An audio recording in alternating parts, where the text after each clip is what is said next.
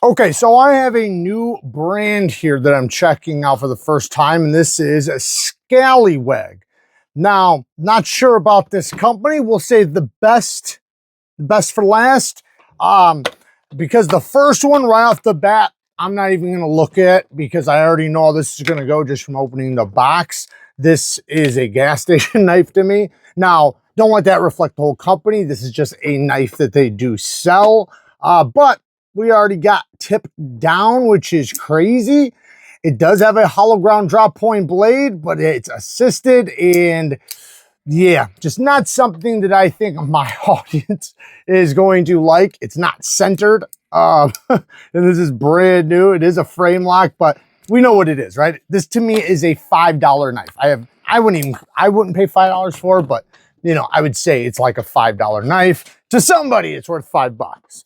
But the next one is in a little bit better box. So a little bit more higher hopes for this one. And this one, right off the bat, I think I already know who makes this. I'm just going to guess, and I could be wrong, that Sativian makes this. That'd be my guess. My guess would be Sativian. Pretty sure I'm right about that. Now, I will say, great action right off the bat. Phenomenal action. This thing has like really, really good action. Nice thwack. Nice and smooth. The front flipper does not have any jimping, but you wouldn't even notice that. I mean, it's so good. So I'll give this one a lot of credit. Access to the lock bar could be a little bit better, but I mean, they did give you something. It's got this texturing on the handle that makes it very, very rigid and grippy. It is comfortable in the hand, except for the clip. The clip is pretty painful in my hand, to be honest, but I can't avoid it. It has a drop point blade in 14C28M blade steel with a nice black washed finish over it, nice and slicey edge. Thumb studs are relatively easy to get to. They could have chamfered around the edge right here to make it to where you can easily get to the thumb studs easier, but not that big of a deal. However, I do not know the price of this, but I would have to guess, you know, if it's made by Sativian, which it probably is, but, you know, for argument's sake, let's say it is. By the way, TA hardware all the way around, even on the clip. No excuses to all the other companies. T8s in the damn clip.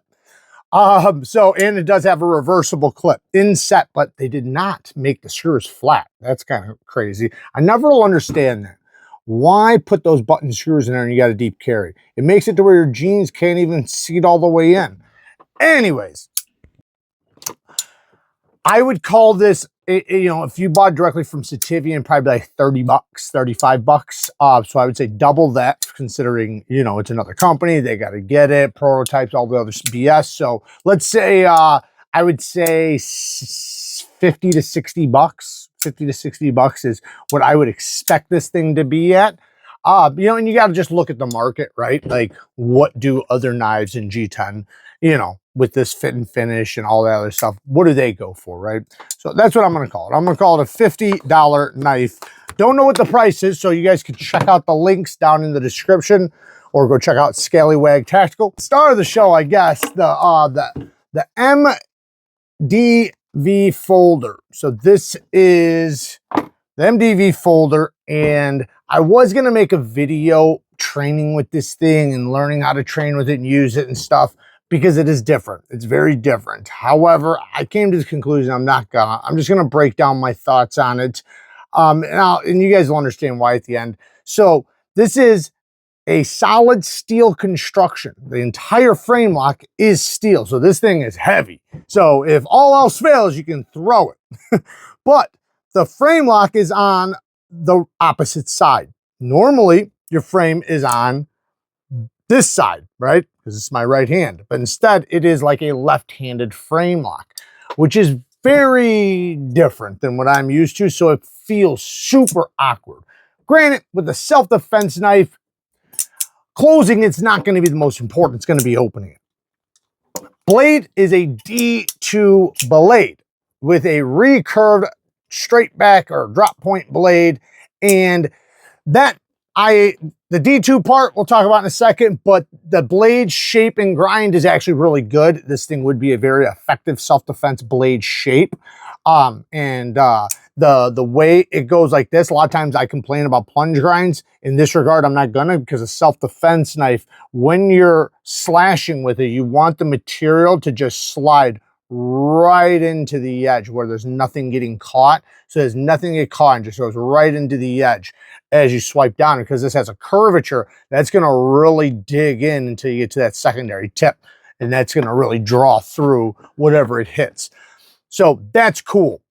The action, I think it's on washers, but you gotta not put your finger on that frame.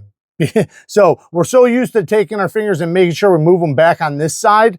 Instead, it's on this side, so you gotta move your thumb back. So that's another thing you gotta get used to when you use the flipper deployment. I can thumb flick off of the wave feature, and the wave feature does technically work. And then if that does fail, because what do they say, like 20% of the time, you know, somebody in a combat situation that's trying to deploy their knife using a wave fails it. So let's say you fail it, you can turn around and strike it across your finger and get it into action, which I think is what this was really intended for, you know, is for the miss, grab, you know, and then rip it or strike it on something, you know, if you have something you can strike it on. Then once you get in the grip, you got the forward grip, so you got an attitude adjuster and slashing and poking, or you could go with the reverse grip, which you got the same thing, just the opposite way. It does have a glass breaker on the back, however, it is steel. Kind of confused that it's not ceramic or tungsten, but it is what it is. Deep carry clip that's inset with flat screws. That's cool, and it is reversible.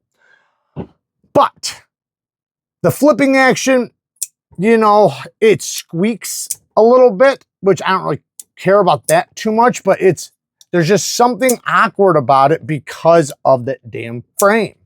So that is something I get used to. Also, the hook, you can't really hook it and rip it, right? Like my brain wants to just grab it like this and yank it back and just strike it back. But my finger's in the way of the blade coming out. So I can't do that. So what I have to do is I have to pinch it from the side, pinch it, pull back, make sure I'm yanking straight back this way so I can catch that wave, pop it open, and then let it fall down into that position if I'm going to do the reverse grip, or, you know, grab the grip you want to get into. Then you have a nice ramp right there. If you were going to puncture into something, it kind of protects you from sliding up. This has so much of a grab on both ends. It's not going to get pulled out, or, you know, you're not going to slide up the blade. So there are some great features on this knife. Here's my issues. My issues are, it just seems like we're going too far out of the box for a self-defense knife. Everybody knows how to use a knife, right? Since we were 5 years old, everybody knows basically how to use a knife. Now, it doesn't mean you know how to use a fighting knife or anything like that, but I'm saying everybody knows how to use a knife. And it's natural, right? Because we've used them for so long, it's just a natural thing, right? We don't want to go too far out of the box of natural, because now you have to not only train with something, which you should do, but now you got to get used to just using it, like, you know, in something that you already are used to, right? Like, knives are something that most people are just generally used to, especially if you've been around knives, like folding knives and stuff. Most frame locks are on the opposite side, so people are just used to that. Same thing with your thumb placement when you deploy it, right? You don't want to misfire it in the heat of the moment because your finger's on the lock bar, because you're not used to taking it off that side. Granted, you got to get used to it, right? So those little things just make it where it's like, you want a person to be successful in their training, right? You want them to be able to be somewhat comfortable with something and then train with it, rather than I need to get very comfortable with it first and basically forget all my natural behaviors around a folding knife. Now, if you've never messed with a folding knife before, and this is your first one, granted, you'll be just fine because you're just going to get used to one thing. You'll have problems with every other knife, though. I guess you could get used to both, but it's just why? Why do you want somebody to have to, right? I can't see the justification, because I don't see this frame lock being any stronger because I'm gripping it this way than the other way. Even in this grip, I just don't see it. A frame lock's going to be strong because you're squeezing it anyways, regardless of what side the frame's on. So Left-handed people might be really excited about it, but I can't get really behind it. Personally, for me, I would always choose something that's just more natural for me because I can open and close it just naturally, rapidly, right? This one, like, I really have to sit there and think about. Now, the next thing, besides it, to me, just kind of trying to do too much, trying to be too different, when I understand wanting to be unique, I understand all that, but there has to be some simplicity, right? How simple is it to use? How simple is it to get used to? How simple can somebody begin to train with it, get used to it, and it be second nature, right? Which I have no doubt over a long period of time you would. That's with everything, right? But once you get any other knife in your hand, though, you're gonna have a problem. Anyways, my next thing is the price. Woo! This is nearly $300 for D2 and a steel frame lock. That's crazy. It's absolutely crazy. $300 is a premium knife from a reputable brand. In fact, my pocket knives were around 300 bucks, were titanium frame locks with a MagnaCut steel. One had K390 steel, and then the other one had 20 CV, all around 300 bucks. So D2 is like under $50 typically. People don't even like to pay $50 all the time. People like to pay like between $20 and $35 for D2. Now, granted, this is a self-defense knife, so I get it. It's not supposed to be your high-edge retention pocket knife, but why not for the price? Why wouldn't you just give me a better steel so that I can, if I needed to use it? Because what are you gonna do? You're gonna carry two knives? Your knife that you use for general purpose, and then your self-defense knife, which you could. I'm not complaining about that. Maybe you should. But a lot of people might just use their self-defense knife for general purpose and keep it nice and sharp. They know how to sharpen, and then have it for a self-defense knife as well. And then that's what they're used to, right? You get used to that same tool over and over and over. You're so used to it, it's just second nature to you. 300 bucks, I couldn't justify it. There's no way. I mean, steel frame locks, you don't see steel frame locks anymore for a reason. I mean, you do, I shouldn't say it like that. You don't see steel frame locks over $50, $60, maybe $75 for a reason, right? There's just much better materials for the money.